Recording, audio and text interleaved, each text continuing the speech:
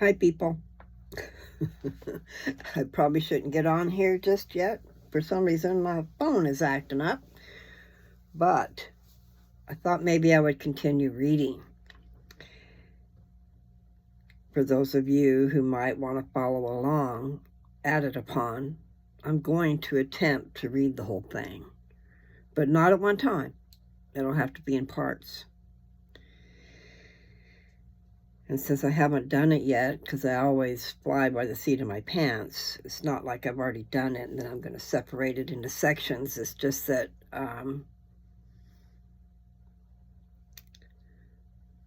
this book was written before 1898, and they talked different a little bit back then. I mean, the first copyright was 1898, and it takes time to write such a book. Oh my. I mean, it's just a story. It's a fictional story, but so far, wow. So, I mean, these writers, you got to hand it to them. They can do a good job. So, if you were along, okay, first of all, I should say this is Lou. And also, today was the 12th of March, and I had a treatment that I went and took. Those shots that go in my buttocks. She did good. She did good. And she did say, yeah, if the shots are cold, they don't want to go in. But I'm talking, I didn't tell her about that unless I told her about it before. But I mean, there was a time when someone tried to shoot my butt. It didn't want to go in and they were stabbing me. But see, there's this thing you're supposed to do to relax that muscle so that it's not tight. Because if it's tight, it's not going to let anything in, I guess. All right, bad subject. Okay, I was starting to talk about Added Upon, but then I thought I better introduce myself. And then I thought, oh, well, there's an update. Anyway, got things squared away at the doctor's office. Had a hard time at first. You know, people, all of us, me included, we hear something, and sometimes we're assuming something. And so we've already got it figured out what the hell they're talking about when you haven't given them an ear to hear. Like it said in the scriptures, he that hath an ear, let him hear. You have to listen, and then you have to ponder. I'm serious. But anyway, so what I started to say is, for those of you who have listened to the first two, this will be the number 3 of, that's how I need to keep track of it. 1, 2, 3, 4. So the first one, I told about this book. My grandma Smith gave it to me when I was a teenager. I'm going to shut the book and show it to you for those of you who are not in awares. Okay, when I was a teenager, she gave me this book called Added Upon. It's really quite something. So what has just happened? I like I said, I read to you guys the prefaces of the editions and stuff because they expanded on it.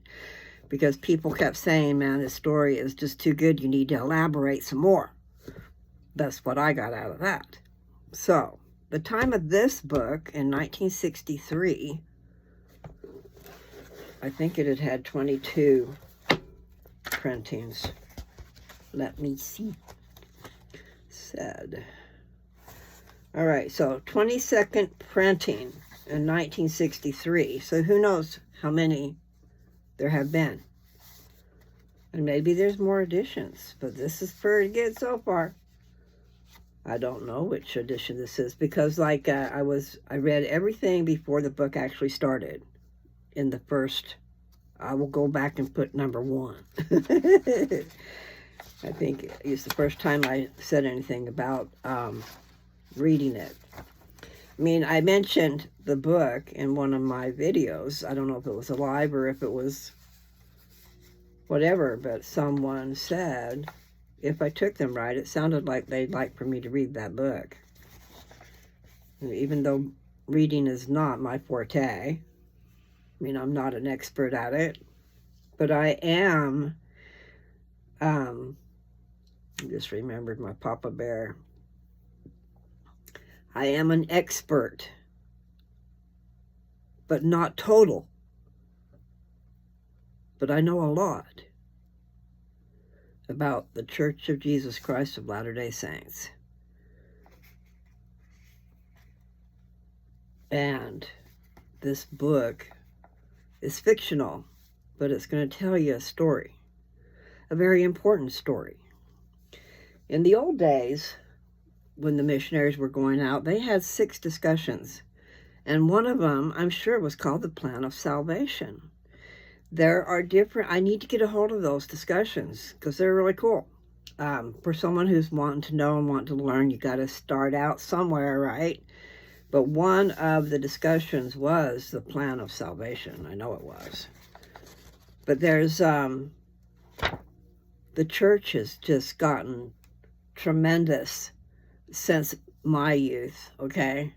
I can remember meeting in a building that we drove 30 miles to get to, and there were 30 members. But we were still a part of a big group, still a part of the headquarters of the church. We're just a spider web all out there, way out yonder way, but we still have connections to the mothership. Anyway, it is the truth if you can picture what I'm drawing you. Because, you know, the idea, the purpose, we are building up the kingdom prior to the second coming of Christ. That's been the whole purpose since it began. It was promised in the old days that the church would be restored prior to the second coming. Guess what? That happened 200 years ago. I mean, it was organized, the church was organized and the Book of Mormon printed in 1830. So, I had it in my head from when I did a lot of studying. I mean, I was up on a mountain and I had this insatiable urge to learn. I know I'm getting off my subject. But to learn, and my circumstances were that I had no TV. And I think I have figured out that I didn't have a phone.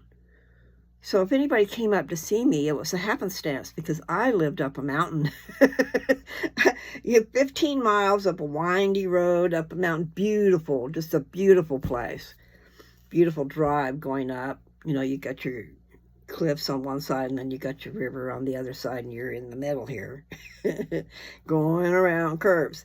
All right, so if you go up Washougal River Road, 15 miles, and make a left, then right up there, this dirt road took you up there in front of this place that I rented.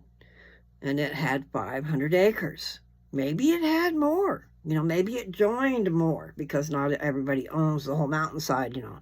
They own a portion.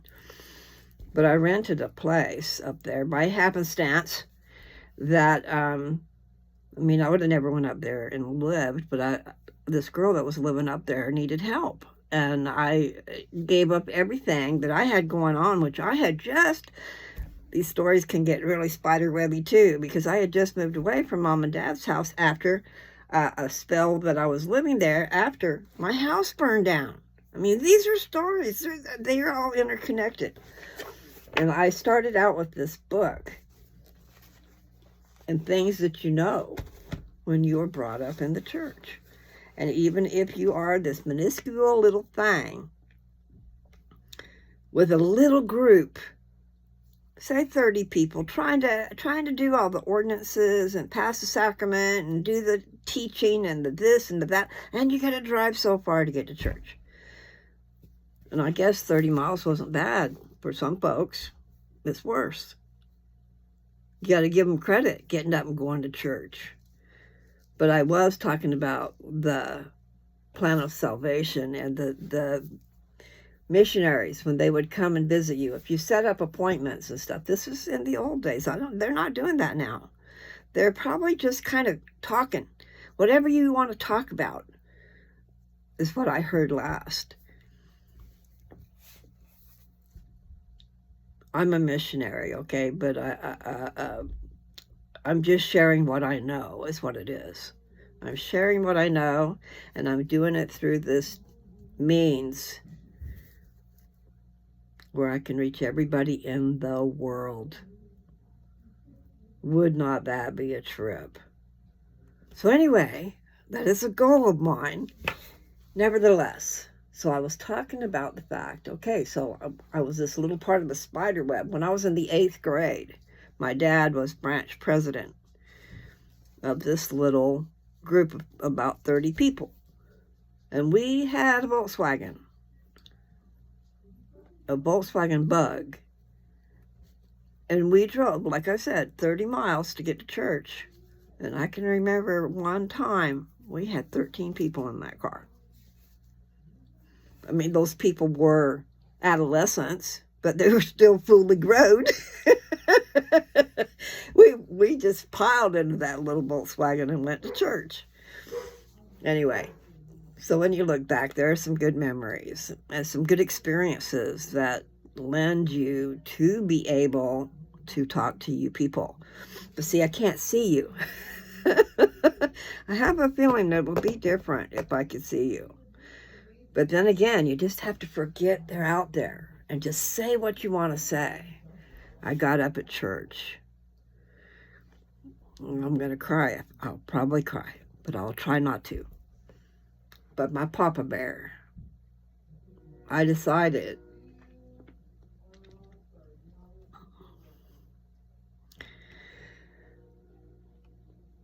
I'm going to cry. I can't do it. I decided as a gift to my Papa that I would get up and bear my testimony.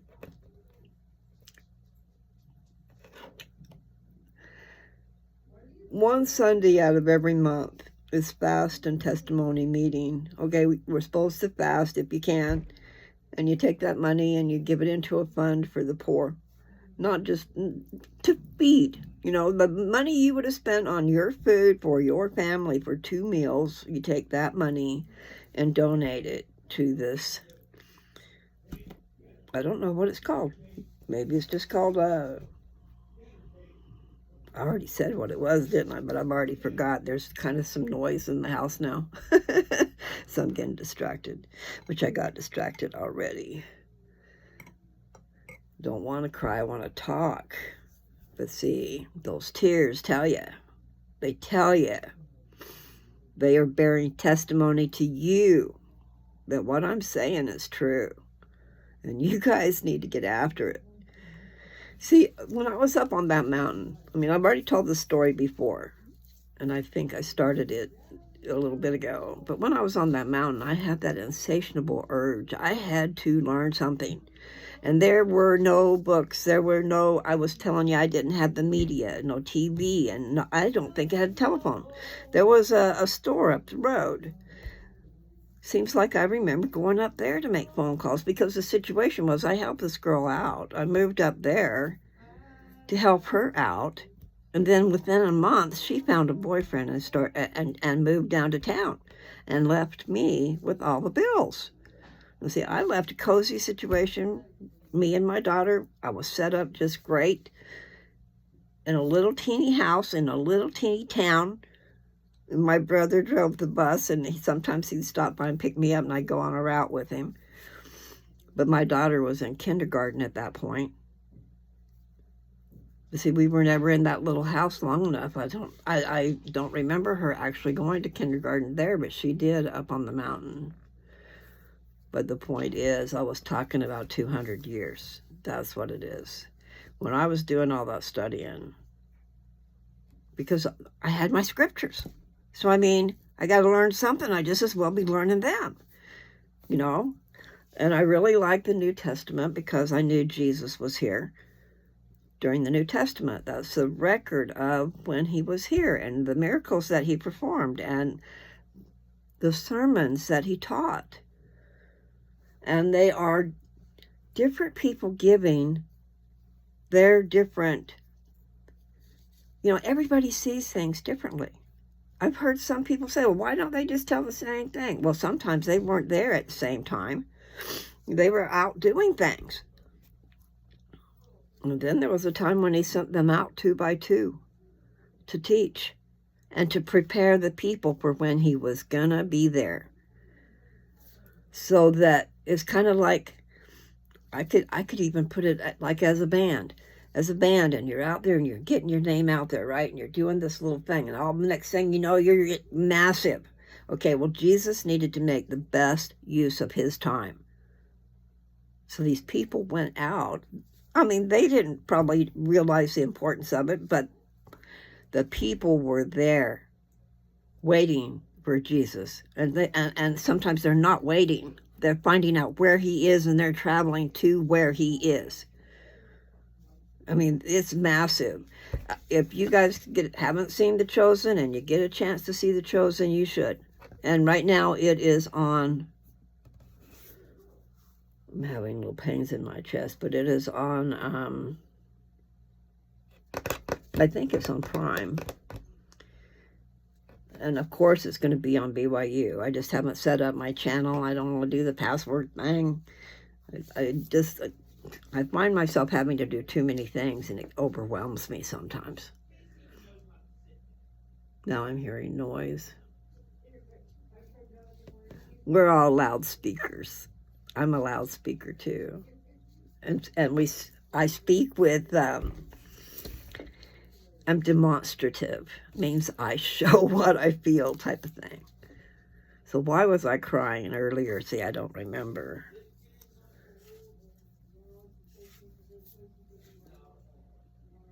I really don't. It'll come around later on, or I'll just cry again when it's time. But things do touch me when they touch me. I mean, it's like I have no control. I'm not trying to turn on fireworks. Not fireworks, but the tears. And I was talking about bearing my testimony. That's what it was. And I was talking about being able to look out there at all the people and not get lost. You know, so you have to have some type of a focus or something. But I just basically, the Spirit took over, because I definitely bore my testimony. You know, I looked out there, but I don't know how many I actually looked into their eyes, you know. But the point is, you kind of lose that, and you're into what you want to say.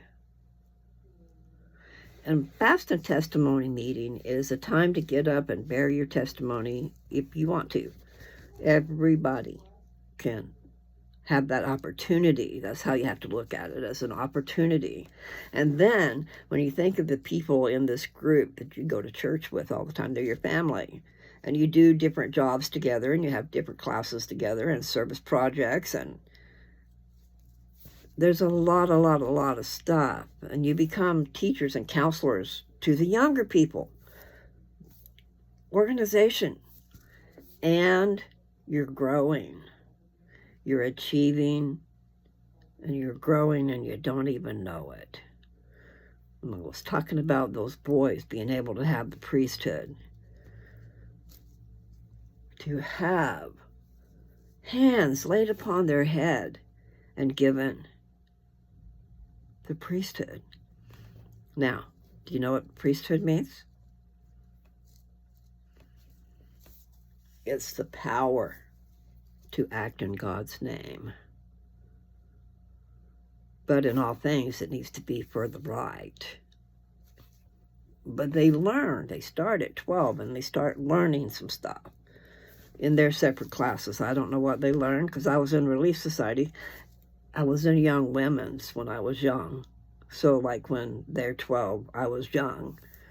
So they have different classes, names of classes, as you go up in age. It's really wonderful. I've gotten carried away. I'm not doing added upon, am I? Especially, it was wonderful. Having the taste of all of it, like being so very small, but yet part of the large. We traveled we traveled to get to Salt Lake for General Conference. Not every year, but when Dad was in leadership, we went. That building, that conference center right there across from the temple, oh my Lord. I believe it takes the whole city block, front, back, and sideways, all over. It's humongous. And I don't know if I heard the right thing, because it seems like I heard they were shutting it down for a year. I don't know. Doesn't seem like they would, but they do, this is two do's. They do renovate. But that building is not that old.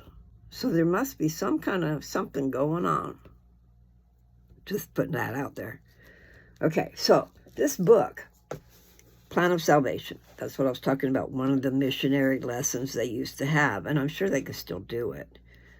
But it tells you about the pre-existence, and then this existence, the purpose of your life, and then the next existence is the millennium, and then after that, you're going into the world that you have achieved.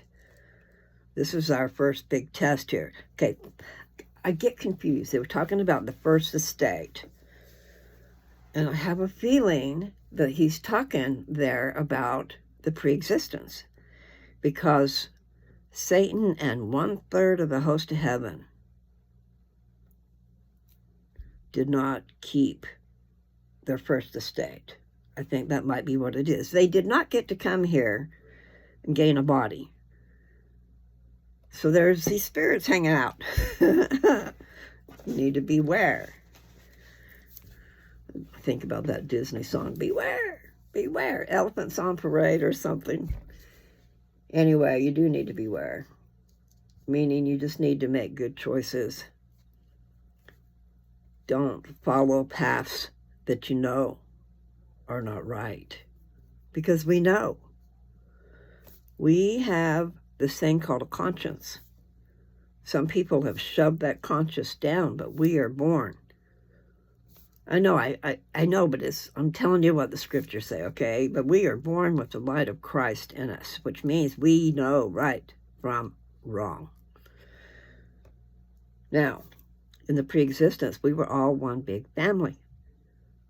Satan was our brother. All those spirits that went with him are our brothers and sisters. But they chose not to come down here and gain a body. They chose to follow the beguiling Lucifer. Now, I'm putting those words out there. That's what he did to Eve in the garden. He beguiled her.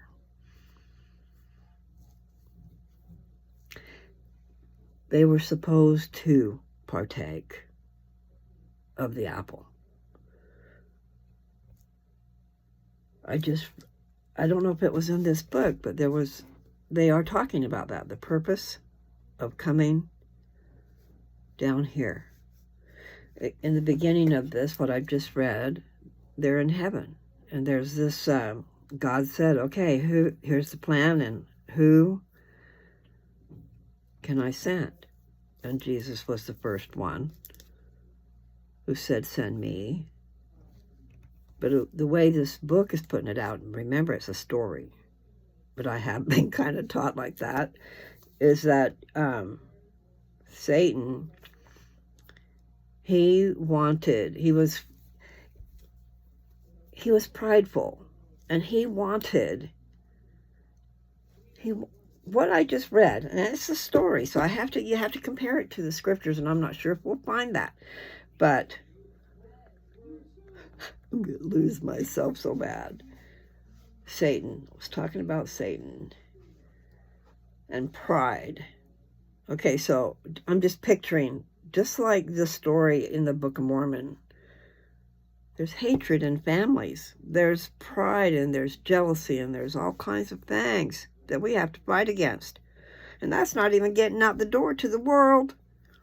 And then you've got your circumstances that you grew up in. So many people have grown up in bad situations. Bad where they're not loved, where they can't feel love, and they're all, and I'm not talking about me, but even in mine, I had a really, really, really, when you look back, I had a wonderful, wonderful, loving nest in the Church of Jesus Christ. Mom and Dad, they were young things. And Dad said his mother, oh, I could tell that story too. Anyway, my Grandma Smith, she found a pamphlet or something. She lived way out in the sticks, in the country, way away, and this was way years ago. So she was probably stuck there. I don't even know if they had a car. I don't know Grandma and Grandpa's situation, but they had 8 children, and my dad being the oldest. So what was the point? Oh, she found a pamphlet, and she must have called. She made some type of arrangement to get a hold of those people. And then one day, here come a walking down the road. I'm not sure if she lived down a dirt road at that time, but a lot of places were. But anyway, she got visited by the missionaries. And she had already been visiting with her brother or somebody. So, it was, maybe that's how she got the pamphlet. Somebody that she knew that was close to her, and I bet it was a brother. They took the missionary discussions and stuff. And then this is, all I know, I'm getting cold chills. All I know is it was cold. And when she decided to get baptized, they didn't have the luxuries of going to these buildings that have baptismal fonts and stuff. Like warmed water for you to walk down in and be dunked in and stuff like that. No, what does she do? I might have some of the logistics wrong, but I'm going to say there was a river somewhere out back of where they lived, and they went into the river and baptized her in the cold.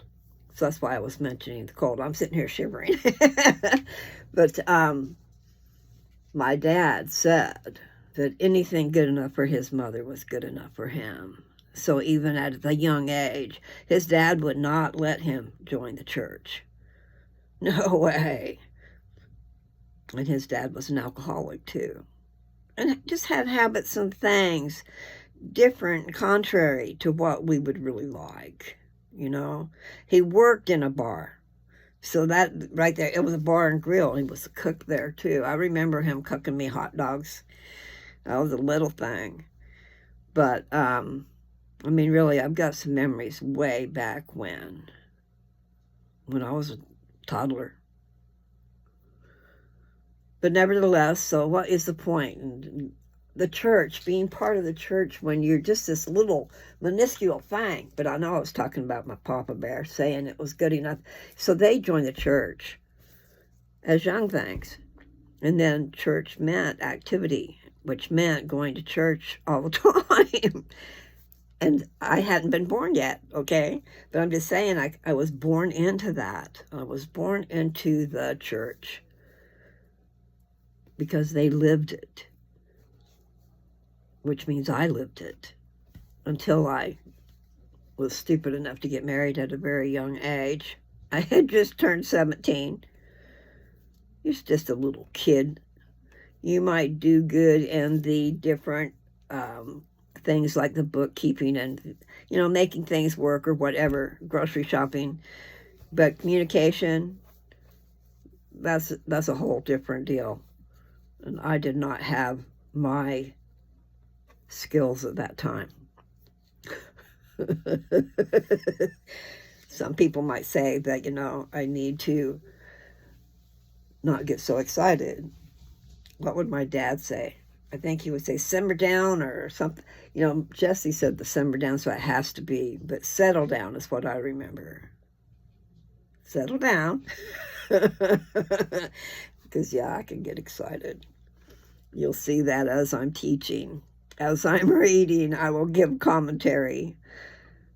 And that's what I'm trying to do, is give you a recap. If you have not already seen. I'm going to go back and put 1 and 2. This will be 3. I'm going to have to write it down on paper.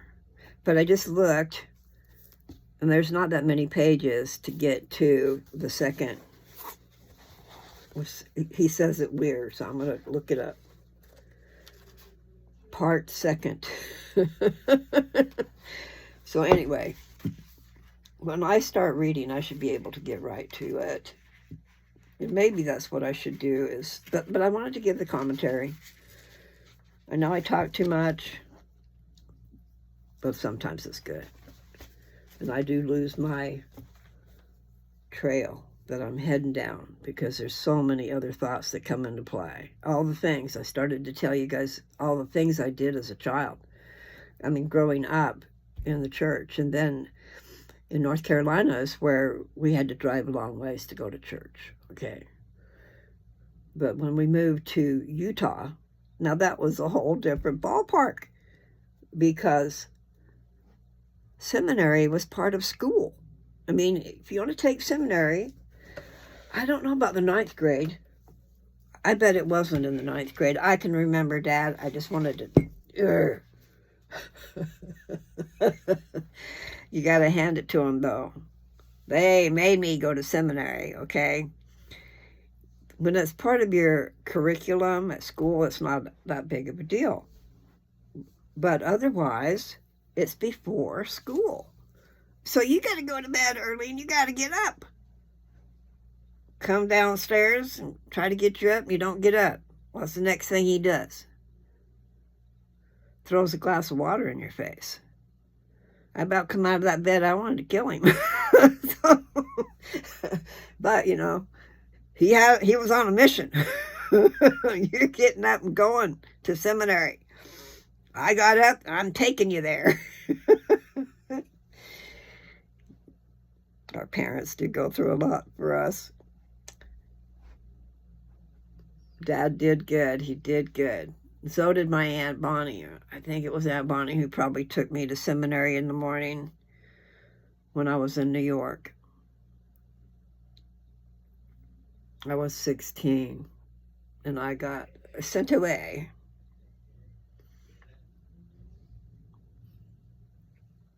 And my Aunt Bonnie and Uncle Johnny took me in for a little bit, and they were wonderful. Wonderful people. It was a great experience to live with other people besides your own. And they were just wonderful people. And I was, like I said, I was 16. And Aunt Bonnie had a 3-year-old and a toddler, I believe. I'm not sure. I thought they were 3 years apart, but nevertheless, I was just there for about 3 months, I think. Long enough to go to school in New York. They lived in New Rochelle, New York. Yeah, the church was pretty good there. Still have to drive a ways, but there's a lot more people. But anymore, there's this, up where my dad lived, it was really growing, leaps and bounds up there. It was amazing. And I was there when they split a ward. Okay, so here's what a ward is. I'm just scattering, following my thoughts, people. But if you were interested in finding things out about the organization, down on a small level, there are geographical areas that the membership is in.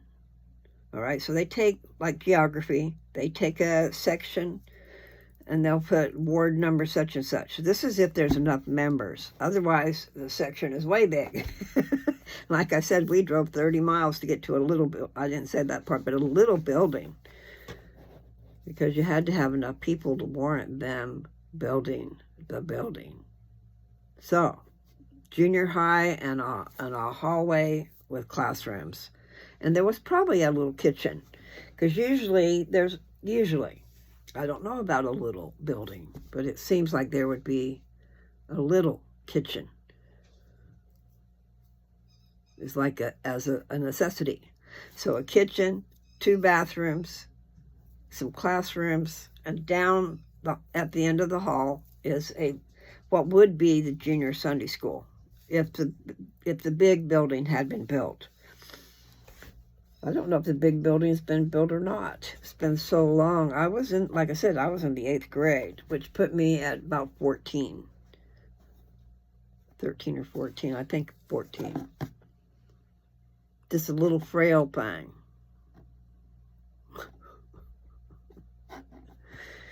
Yeah, strange. But maybe it was in the genes. In other words, my mother was a little thing. so maybe it wasn't because I didn't eat. It was just in the genes. But she was 86 pounds when she married Papa Bear. And she grew to be 160 pounds before she had me. And her doctor just kept telling her she was doing great. Just keep on going like you're going. Which really, if she would have been 120 pounds, which is what she should have weighed,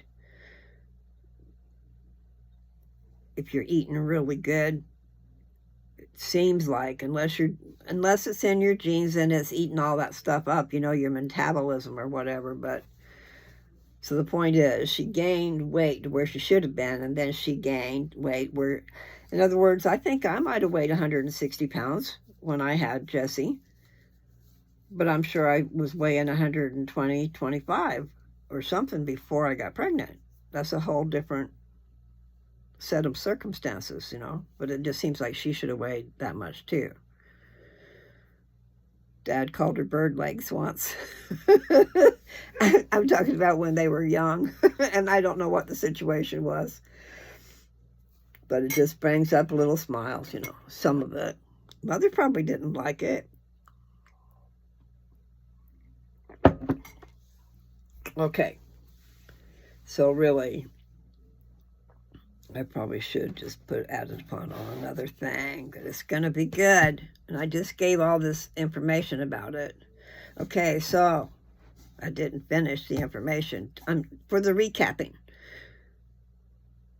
they have just been up in heaven. The earth has not been formed yet. The earth is out there rolling around in the universe. Probably being created, but it has not been created. He described that in what I already read. Okay, so that would be part 2, because I'm going to put numbers.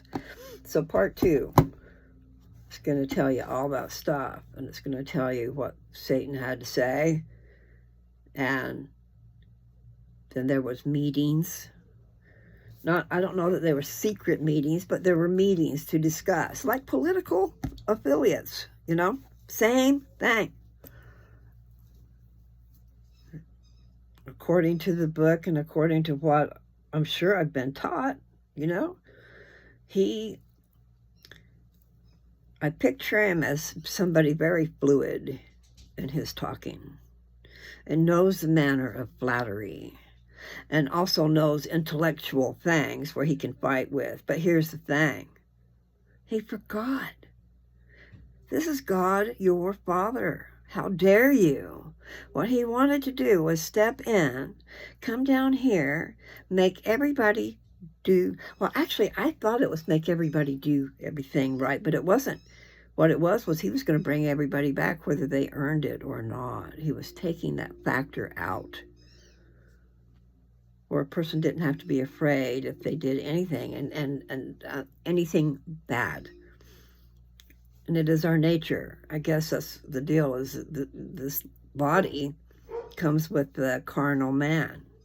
And so we have to fight that off. And it's not just our body, we got in here our mind, like the Indians say with their braid. You got the mental, you got the physical, and you've got the spiritual. I would say the spiritual is your electricity making you run. But I do get excited. I got a little excited at the doctor's place today.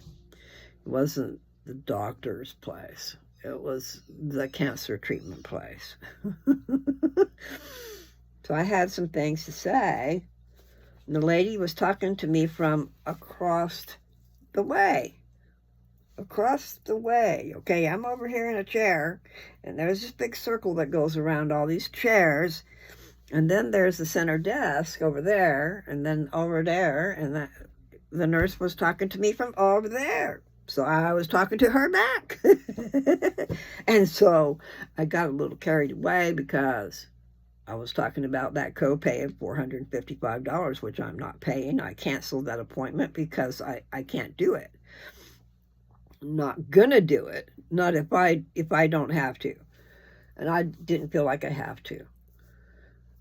But there are some other things that came into play. But anyway, somebody did come over thinking I was being rude. One of the, maybe a supervisor. You can't be talking to our staff like that. Well, I wasn't talking to the staff like that. I just was trying to tell her that I'm supposed to see the cancer doctor, the oncologist. But she is supposed to go over the scans. That's why I'm supposed to see her. And it costs money to see her. And that scan is a lot of money. And I was just saying, when they finally let me get my words out and stuff, and I told the woman after, she talked to some people and she understood after, but it's just I was trying to get that woman to understand that I have to wait and schedule the scan for after the first when my insurance is changing. And then I need to see the cancer doctor because she wants to go over the scans, okay? So I do have a new insurance starting as of April 1st. And I was able to get put into a special plan because of being a diabetic. Yay for me, but no, yay for me the other way, but not the diabetic part. But it put me in a special category to where I got a lot more help. They had taken my insurance like way down. What I mean is, I'm not saying it very well, and I know you guys are waiting for added upon.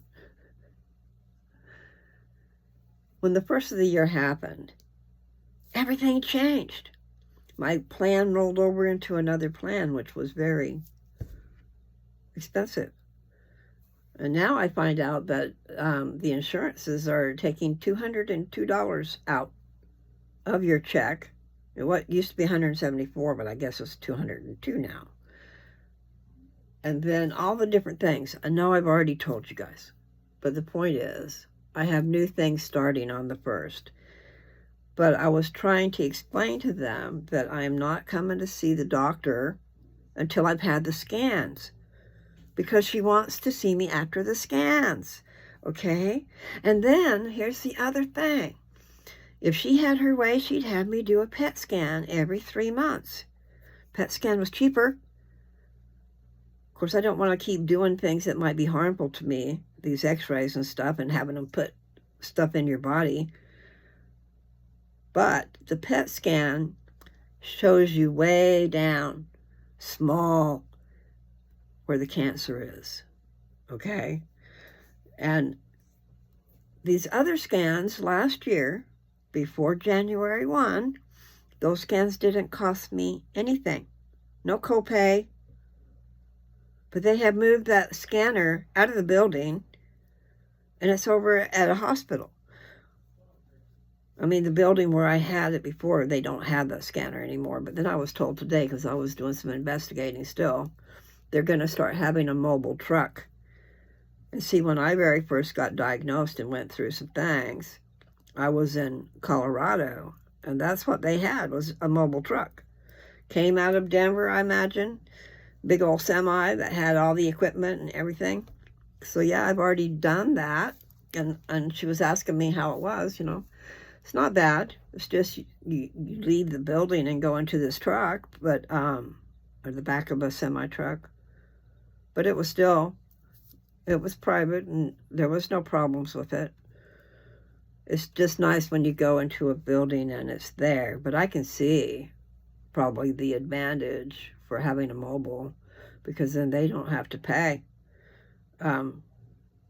Maybe there's cost of equipment, cost of running that equipment, and all that stuff. And there's a mobile truck, it might be that. I don't know, but gas is so expensive too. I don't know what the situation is, and I don't need to try and figure that out. But the point is, things are changing.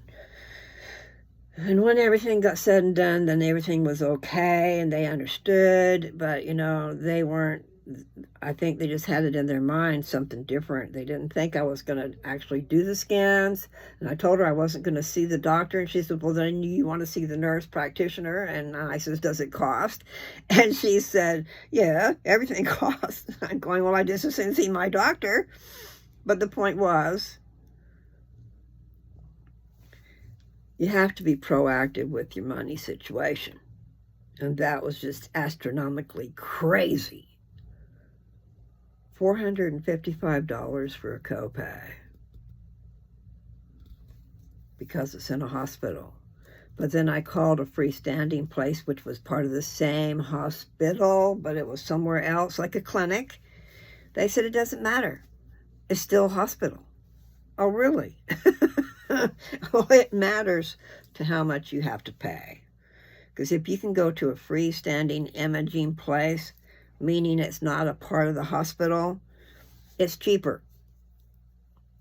Sometimes by $100. Well, $100 is a lot of money to some of us folks. I can relate, people. Anyway, I wasn't trying to be mean, but my voice does carry. And the woman was talking to me from way over there. So I was talking back. But that just meant everybody around heard me. So then here comes somebody to do some damage control. No, anyway, it's not funny. But the point is, you do have to be proactive. And it is a good idea to have, I don't know. She came up with something else, but I told her I just don't think I think I'm doing good. You never know what's going to happen. But you know that we pay so much money for the just in cases insurance on your car. Then when I was up in Washington at my sister's place, you find out that you are paying for everybody else in the community. Everybody in that area driving Teslas, and then people getting in accidents, and then you're not the one getting in an accident, but there you are. You're paying a bloody fortune to insure that car. He said, people drive a Tesla, a bumper, a fender bender, $25,000. Well, I'm not exactly sure what it costs and how much of a bumper, fender. My sister had a Tesla, and she got hit. And it ended up totaling out her car and probably some of the money that she put down towards that car. But it is true. When you drive off of a lot and you got a brand new car, well, you've done and lost a few $1,000s. And then the insurance, they're crazy. I don't think it's right that people that are not, what's the point of having a good driving record? Except for that'll make it go up even more, I guess. Just saying, when I was young, your insurance will go down as you get older. I don't think so. I will say, I don't know about everywhere, but Colorado's got pretty good automobile insurance. It's not as costly as it is everywhere else. It's still highway robbery when you hardly drive at all. I think that they should insure your driver's license, and then whoever's driving is at fault. You don't let people drive your car. But I'm just saying, that could be one of those stipulations. It's whoever's behind the wheel is going to be responsible if they're at fault. And if not, it's the other guy's fault. I always thought, but they've got different insurances. Uninsured motorist, and then they're not insured enough. All right, I got carried away off of my subject, but I thought I would give you an update. Everything was cool by the time I left. But as the, lady came out to see what was going on, But I don't think she realized I was just talking to that lady over there. It's just, you can't talk in normal tones and expect her to hear you. But that just means everybody else heard me too. And then they didn't hear me. The part where I need to make some changes. I didn't have it spelled out. I was, trying to communicate, but you got to remember, people don't listen. They assume. And then they think you're not gonna conform, and you're not gonna have those scans. And really, it is my choice to not have those scans, and I don't think you need to have them all that much. And here's the thing, because I got off track. PET scans, okay? PET scan goes down to a lot smaller particle, and they can see where the cancer is. You make sure you go without food. You want to have a blood sugar down, so that what they're going to do is introduce, what's the name of it? It's sugar water, but they're going to introduce something. I want to say nuclear, but I don't know that that's the word. What is the word? But they introduce something into your body that I wouldn't normally be wanting. That has to do with that radiology stuff. What is it called? Oh. Strawberries, cherries, and an angel kissing spring. My summer wine is really made from all these things. Okay, now what was it I was going to look up? See, by the time I've read what's in front of my face, I'm off in Neverland. I wanted to look something up, though. I know, I'm a silly willy. So I was giving you a recap of what's been going on in this. It will be called part 2, okay? I'll give it a 2. So Satan and his followers have just been told what's happening.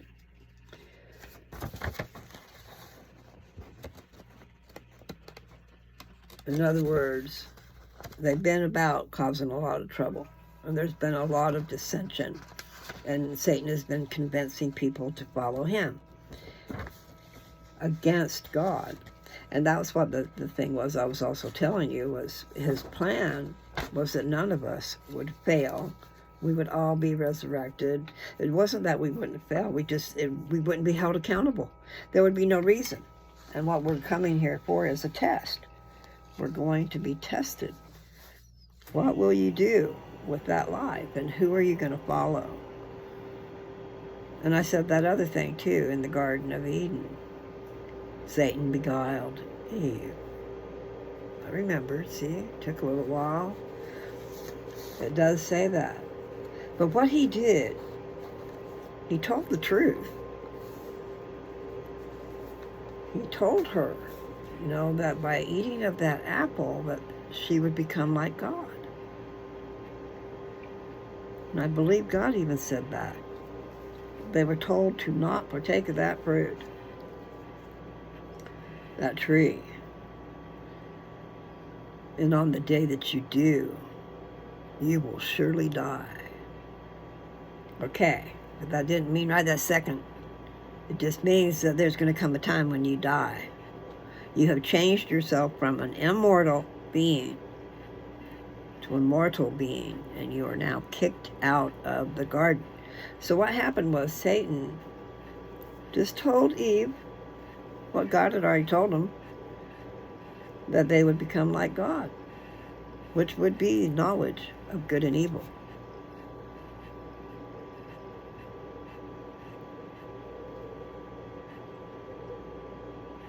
I know I started off talking about the fact that Satan and his followers are now have been told that they got to go. And what's going to happen? They're going to come down here to this earth and roam the earth without a body. But I have found that we have spirit bodies that have an essence, so I don't understand all that. Because I used to think of spirits as just like a puff of smoke, you know? Maybe they can be. Because I had talked to a friend who had one following her. And she said she thought of me to talk to, and I didn't know what to say, you know, but she was just saying she was out walking at night in a big old telephone pole, you know, there's the old kind, though, is what I'm picturing. It was before they put all this new silver stuff everywhere. She said that there was an essence, not a person, just like a cloudy substance that followed her. It was up by the top of the telephone pole, but it followed her. And then I don't know whatever happened, but she asked me what I thought about it. I know there's just a lot of things. There's a lot of things that are possible. And illusions. There are illusions. And you need to be careful. So, I'll stop. But this book is basically, that's what I was talking about before, it's basically giving you the plan of salvation. I mean, I think. I have to figure that out too. I haven't really eaten today. I had some crackers. Not doing good. I've got to take care of myself better. Okay, so I'm going to start on this thing. It's got a Roman numeral 3. And I'm wondering, I'll do kind of like a recap, which I've already done, but I'll read this last paragraph.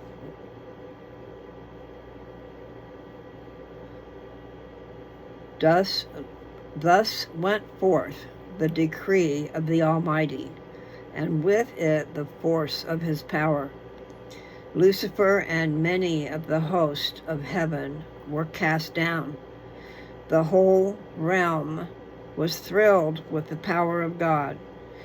The celestial elements were stirred to their depths. Heaven wept over the fallen spirits, and the cry went out, "Lo, lo, he is fallen, even the son of the morning." But that was the deal. What he wanted was that he would take away everything. What he wanted was to not make sure that we'd all do everything right. He didn't care if we were doing right or wrong. He was just going to bring us back. No accountability. And then it takes away the reason for this life, which is to see what you will do, the test. Then yes, you need to fight with some knowledge. You need to know about what's what. But still, when it says that everyone is born with the light of Christ in them, you really do know what's right and wrong. And if you find yourself doing wrong, hanging out with some people because they're cool, and you just don't feel right about it, well, you need to stop hanging out with them. You cannot. Members of the church who were born and raised in the church, they have this mentality, because I got it too. You help everyone. Okay, well, you can't help everyone. What you have to do is try to find ways that you can help without it dragging you down. That needs to be explained a little bit, because it's so easy to get caught up in what they're doing, and then you have not helped. You have not helped them. You've helped them because now they have a new friend. But you know, the part about pulling them up out of that unhappiness that they're experiencing, people are looking for happiness, and they just don't know where to find it. I'm going to turn this around a little bit, and I'm scrunching down. I need to sit up. I have fond memories, definitely fond memories of my childhood and the church. I started to say that earlier. I played basketball and I played baseball, and I did a dance festival once, and then there were ballroom dances. There were dances that were not ballroom dances. The point is there were always activities going on for the youth. And when you lived in Salt Lake Valley, there was a church almost on every block, which meant there was a whole lot of people. And that's why I started to tell you about splitting a ward. A geographical area, okay? Up to 1,000 members. When you get 1,000 members in this certain area that's already drawn out, then you split that ward and go down to 500 and give it a new name. So if there was 1, 2, 3, 4, 5, 6, 7, and you split a ward, well, then you're going to have an 8. One will stay a 7 and the other will be an 8. And it'll go down to 500 people each. And then that will grow up, and when it's 1,000 people, they will split it again. And I got to experience that in Kennewick, where my Papa Bear lived. The church was growing massive there. So yeah. Okay, that's a song I should not sing. Put your shoulder to the wheel, push along. Do your duty with a heart full of song. We all have work, let no one shirk. Put your shoulder to the wheel. And there's a lot more to it, but I don't know the words, and I wouldn't have made it anyway. So, giving you this thing, and I've read to you, even the son of the morning. So God has pronounced his judgment, because Satan and his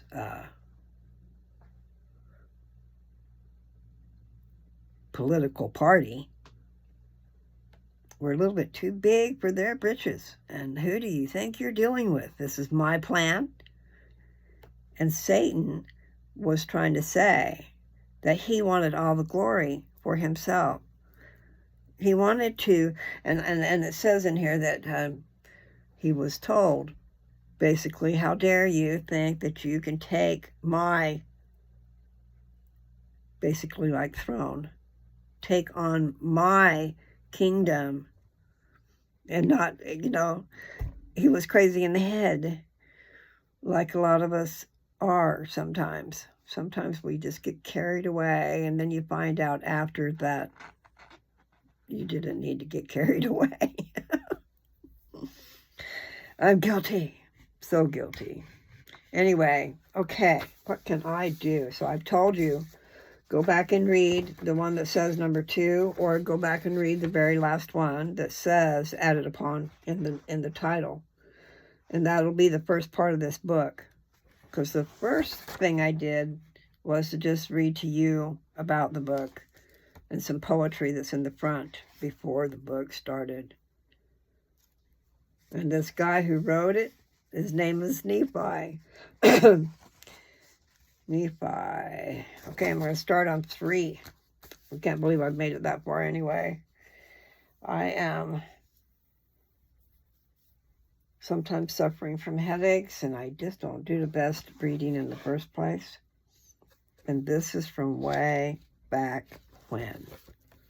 Way back when they had a different way of talking. So we'll just see what we come up with now. Here's a little teeny stanza, and it's from John 17, verse 24. For thou lovest me before the foundation of the world.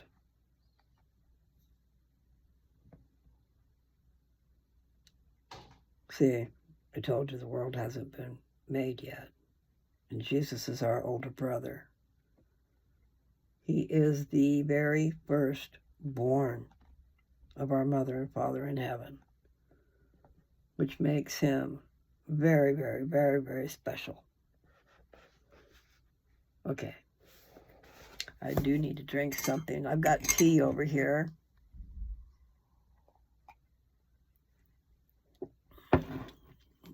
Yeah, I've got to do better. I need to have like some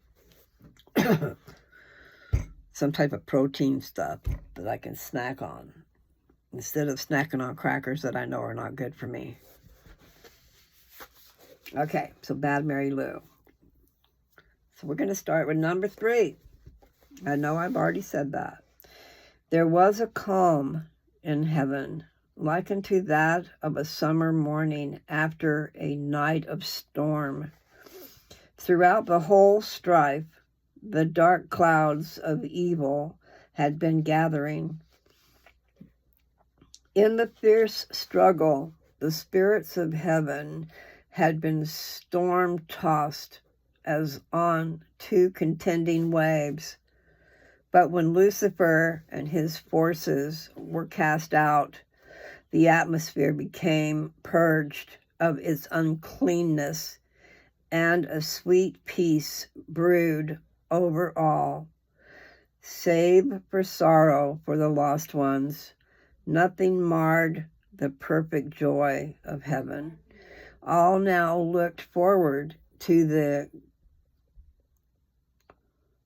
consummation of that plan, whereby they would become inhabitants of another world, fitted for their school of experience in the flesh.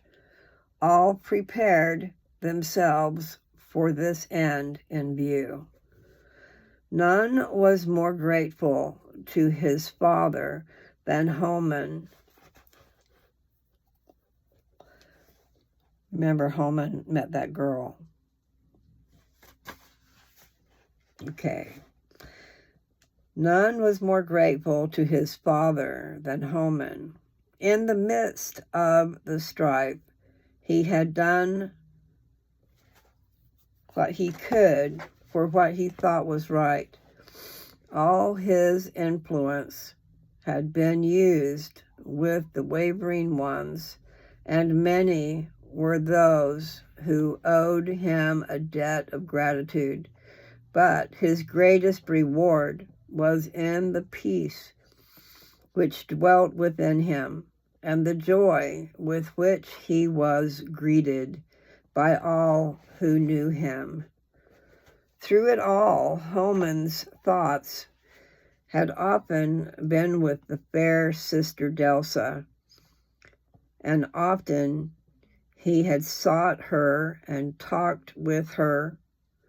It pleased him greatly to see the earnestness and energy with which she defended the cause of the Father. He was drawn to her more than to many.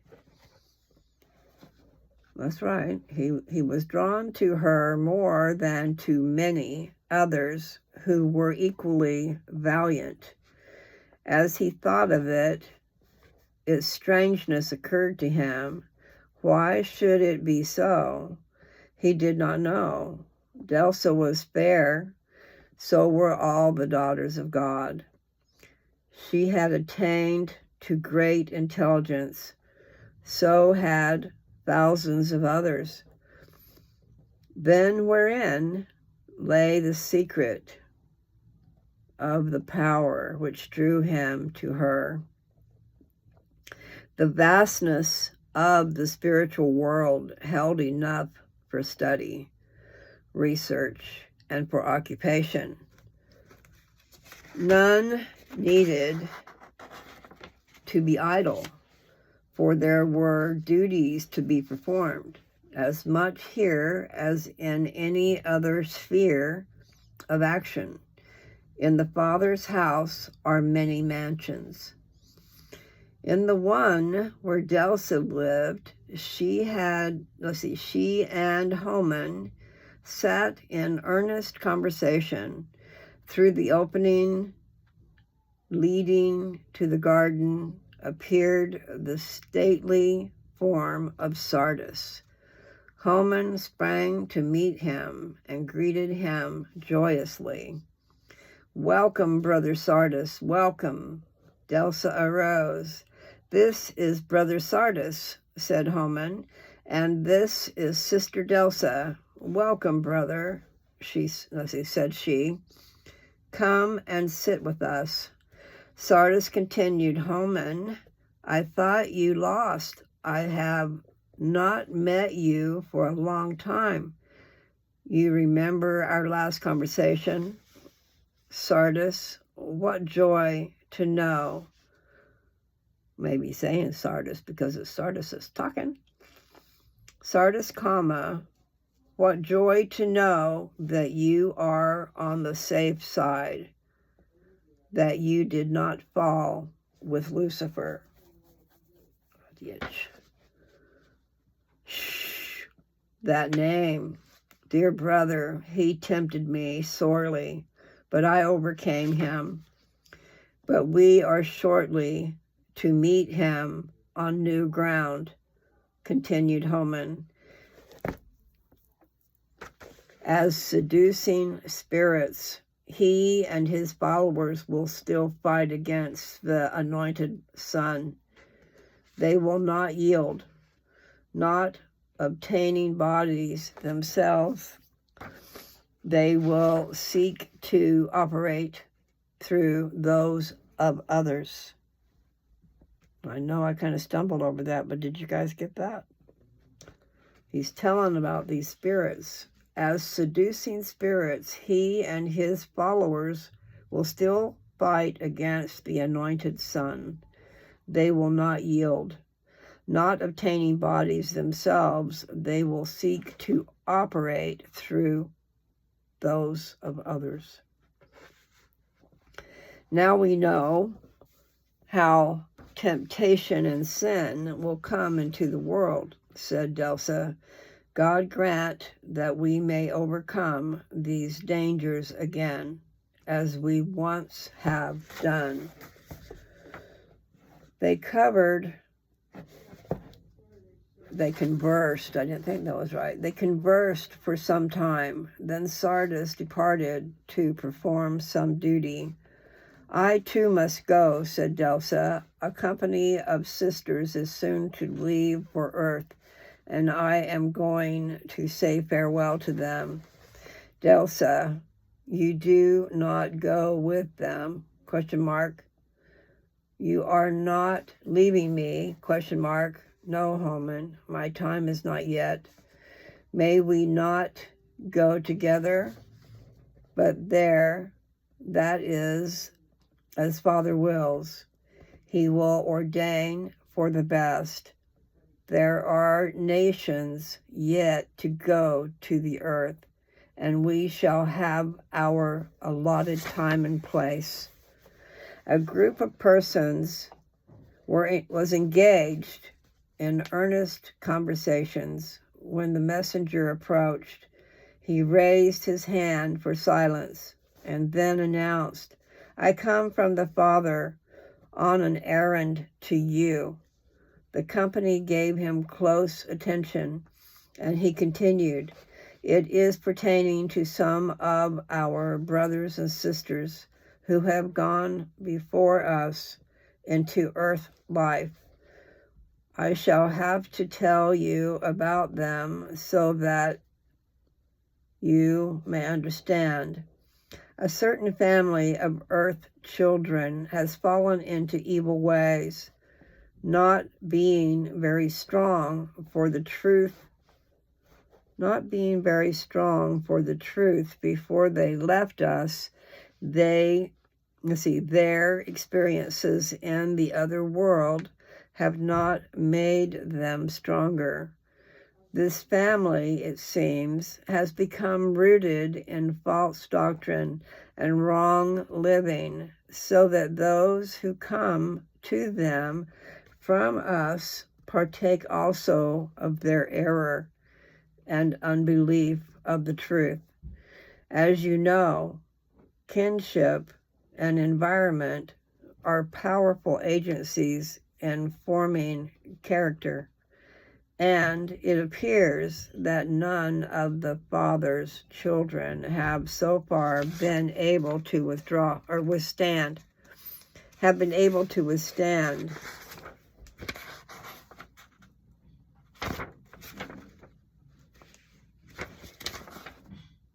the tendency to wrong, which is exerted on all who come to this family. The messenger paused and looked around on the listening group. Then he continued, "The Father bids me ask if any of you are willing to go in earth life to this family, become kin to those weak-hearted ones for their salvation." There was a long pause, as if all were considering the proposition. The messenger waited. "Brother," asked one, "is there not danger that he who goes to this mission might himself come under the influence you speak of to such an extent that he also would be lost to the good, and thus make a failure of his mission?" "In the earth life, as here," replied the messenger, "all have their agency. It is therefore possible that those who take upon themselves this mission, for there must be two, male and female, to give way to the power of evil, and thus fail in their..." I got lost.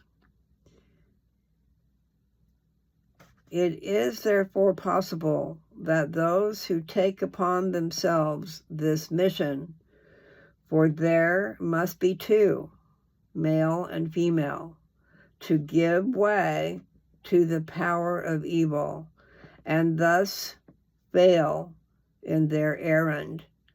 But consider this, the Father has sent me to you. He knows you, your hearts, your faithfulness, your strength. He knows whom he is asking to go into danger for the sake of saving souls. Yes, friends, friends, the Father knows, and this ought to be enough for you." The listeners bowed their heads as if ashamed of the doubting, fearful thought. Then, in the stillness, one spoke as if to herself, "To be a savior, to share in the work of our elder brother. Oh, think of it." Then the speaker raised her head quickly. "May I go? May I?" she questioned eagerly. And I came from others. "Sister, you will do for one," said the messenger to her who had first spoken. "And now we need a brother. Yes, you, brother, will do." This is one who was pressing forward, asking to be chosen. "Yes, yes," continued the messenger, as he smiled his pleasure on the company. "I see that the Father knows you all." But faltered the sister who had been chosen. "What are we to do? May we not know?" "Not wholly," was the reply. "Do you not remember what you have been taught?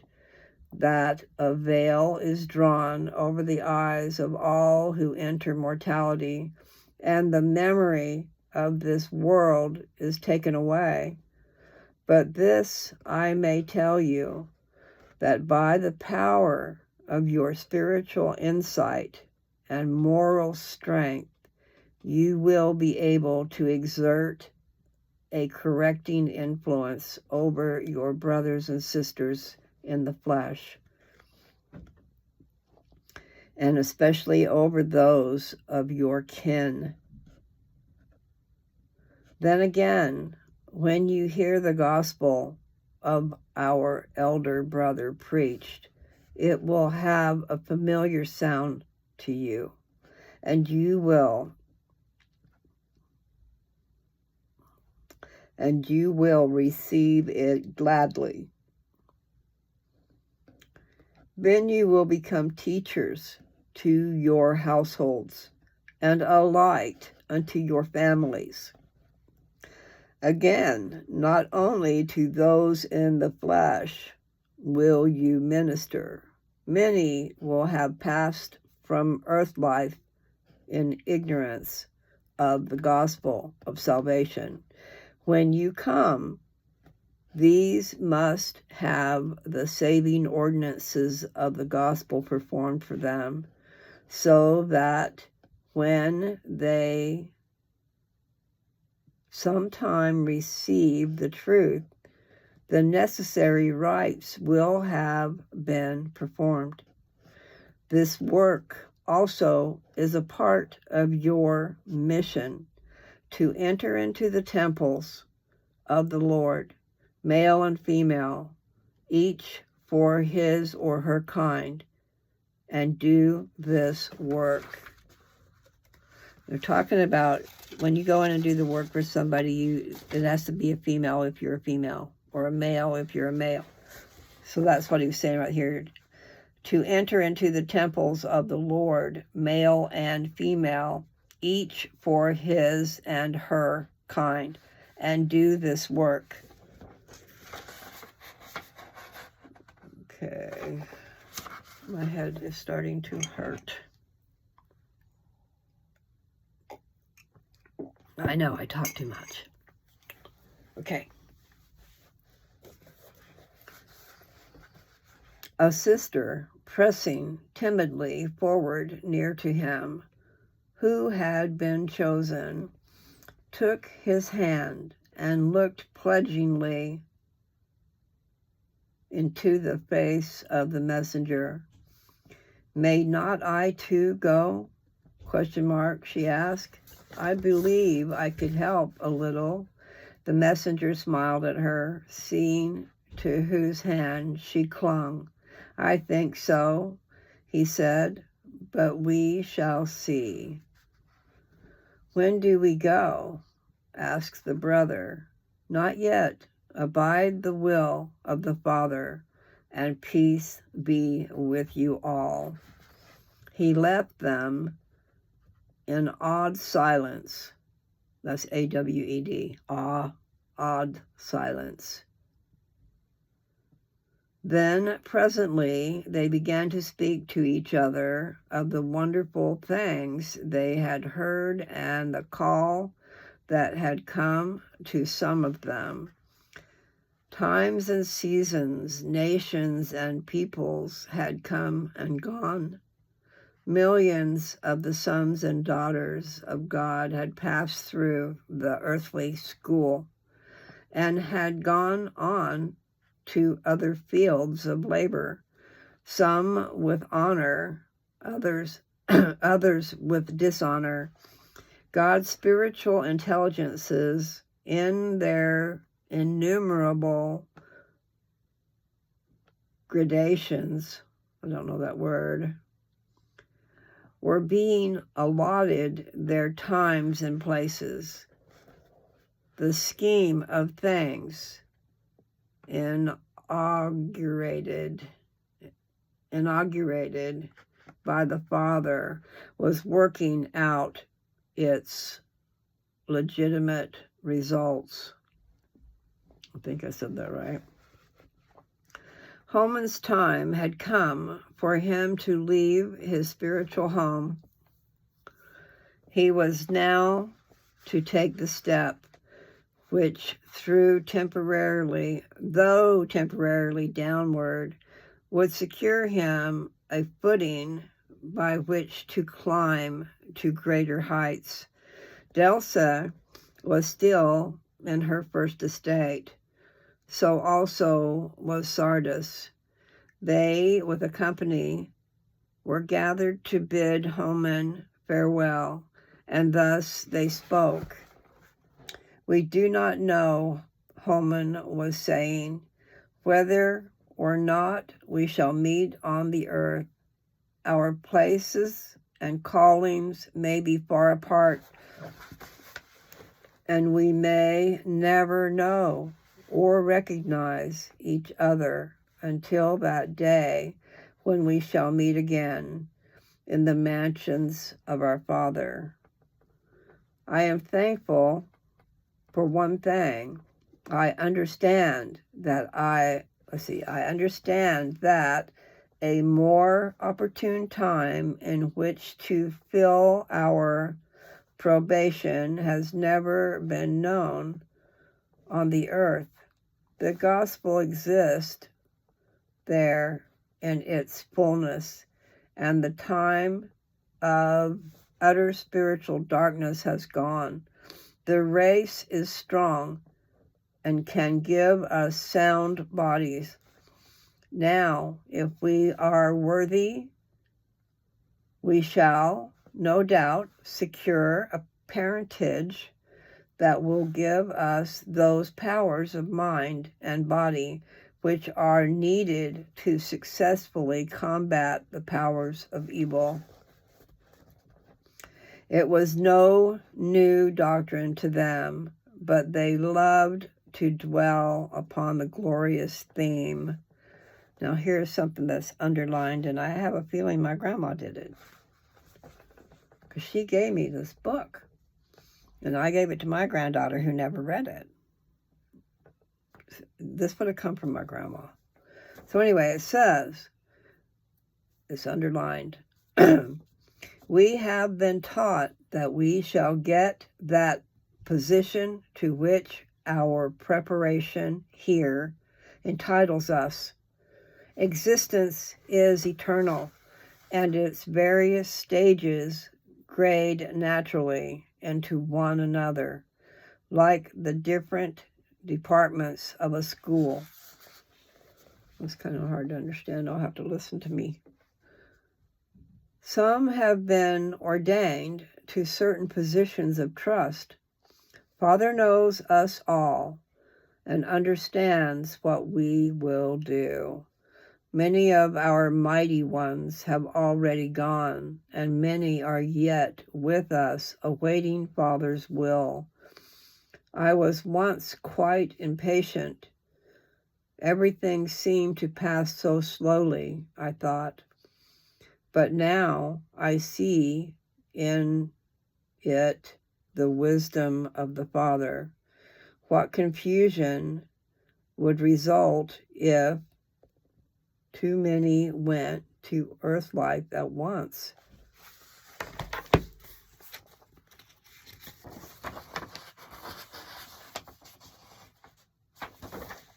The experience of those who go before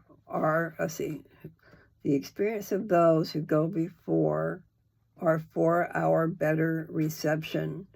Sardis said, Homan, I hear that you are taking great delight in music that is expressing the truth mildly, dear Homan. Lately, I can think of nothing else.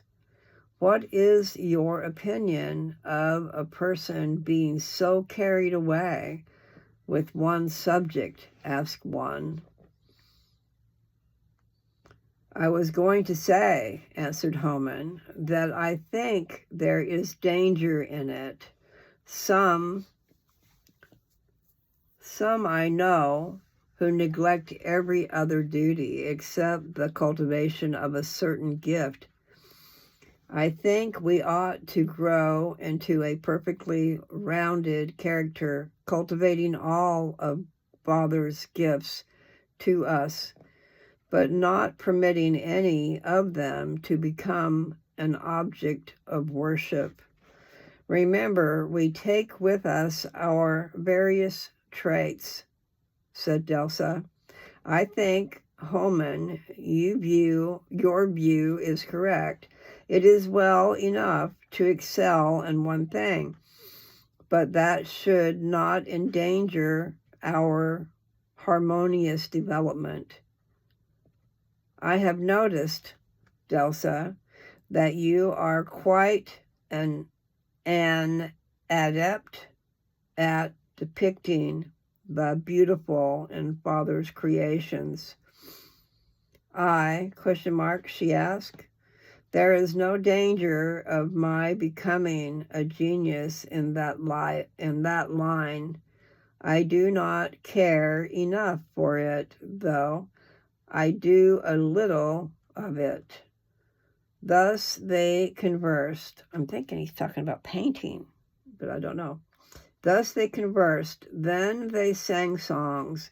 Tunes born of heavenly melody thrilled them. After a time, they separated, and Holman would have gone his way alone, but Delsa touched him on the arm. Holman, there is something I wish to tell you, she said. May I walk with you?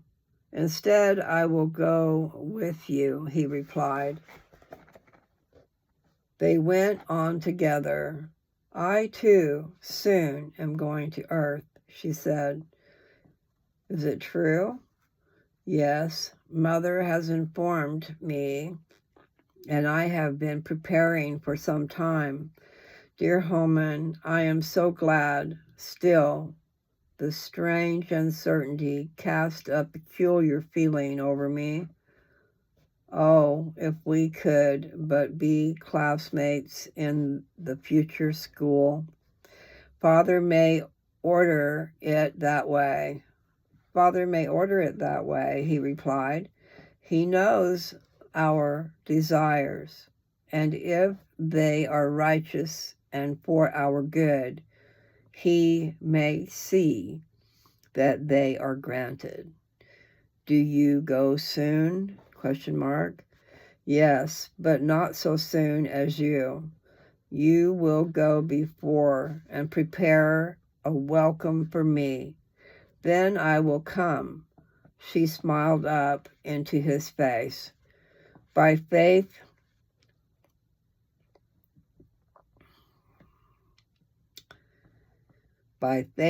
we see afar, he replied. Yes, we live by faith, she added. Hand in hand they went. They spoke no more, but communed with each other through a more subtle channel of silence. Celestial melodies rang in their ears. The celestial landscape gladdened their eyes. The peace of God, their Father, was in their hearts. They walked hand in hand for the last time in this, their first estate.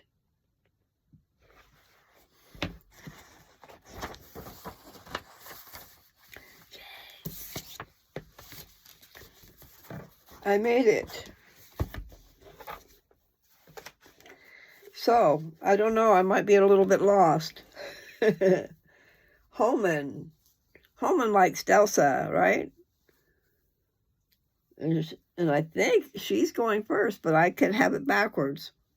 One of them's going to go and prepare for him. Now, does that mean they're going into the same family? I don't know. Anyway, I do have a hard time reading, but I did okay, I think. I know I talked way too much. Jammer, jammer, jabber. That's what I do. 133, it said 133. Earlier, I looked at a picture on my camera roll or something, and it said 333 on it. But then when I looked back at it again, it wasn't there, because I tried to take a picture, a snapshot. But I'm just telling you, I see threes all the time. And no, I'm not looking for them, unless it's my subconscious in there. But threes have always, 33s have always popped up. Every time I turned around, the clock was turning something 33. And when 333 came along. That was like way special. But I didn't realize about angel numbers. And you look up the number 333, and it means the Trinity. God the Father, God the Son, and God the Holy Ghost. So, those numbers be popping up around me. I know that I got some company, and it's good company. You guys need it. I'm so very lucky to have it.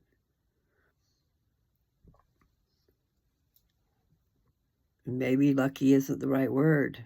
Blessed. I'm blessed to have it. And I want to bless all of you people out there with an interest in going and finding out for yourself. Go join the Church of Jesus Christ of Latter-day Saints and get on the road, that straight and narrow path that leads to exaltation, that leads to eternal life. So there's a big old story. Yes, Adam and Eve in the garden, the tree of life and the tree of knowledge of good and evil. And so it was true. I talked about Satan beguiling Eve. It was a fact that they were going to now be thinking for themselves. They're going to have to till the ground. They're going to have to figure some things out, and they're going to have some babies. It was supposed to happen. So you people out there that get all mad at Adam and Eve, don't.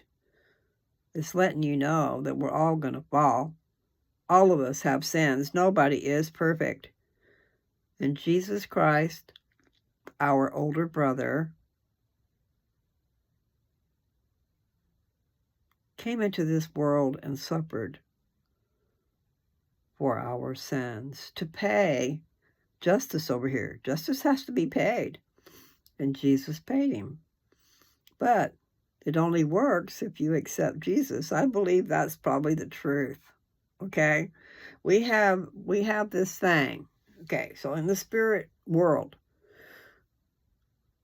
there was Satan and a third of the host of heaven that did not keep their first estate. So they didn't come here and get a body. They came here to torment us. Tumult. That must be what that word means. I wondered what the word tumult means. I've seen it, but I don't know what it means. I have a feeling. Treacherous waters. Danger Will Robinson.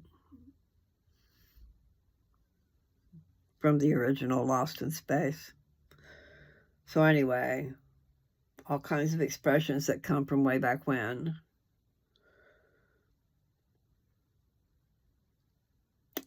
I'm excited. I'm excited to read this book. It is easier than I thought, even though it's still not easy. But are you catching on to what I be saying? And remember, it's a story. But yet it is what we believe. So it's going to be pretty cool. We have just finished part 1. Not part 1, but part 1. Part first, I think is what it's called.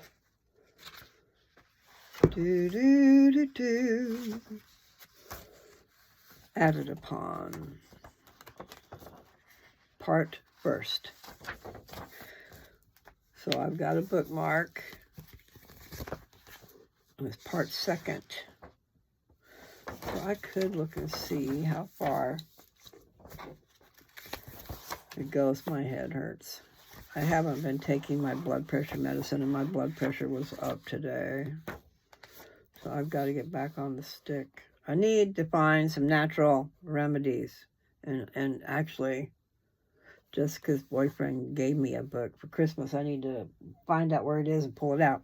It's got a bunch of remedies in it, which is I need added upon 4.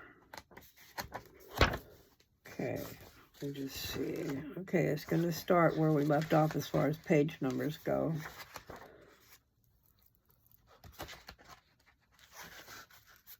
But There's 3. Let's see what I need to see. And there's a 2.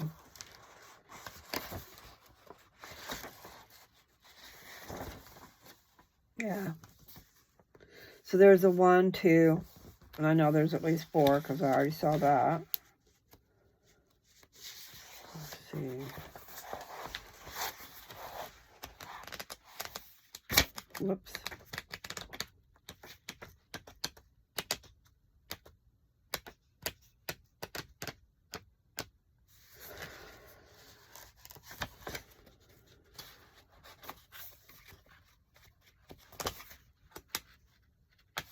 Wow.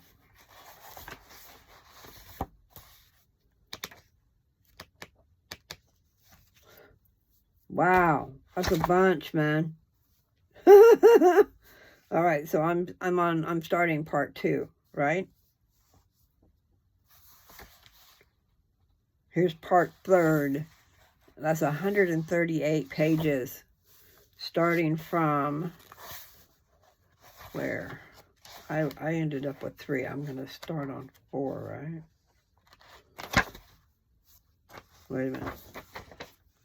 Part 2 is where I'm starting. I've got a bookmark, thank goodness.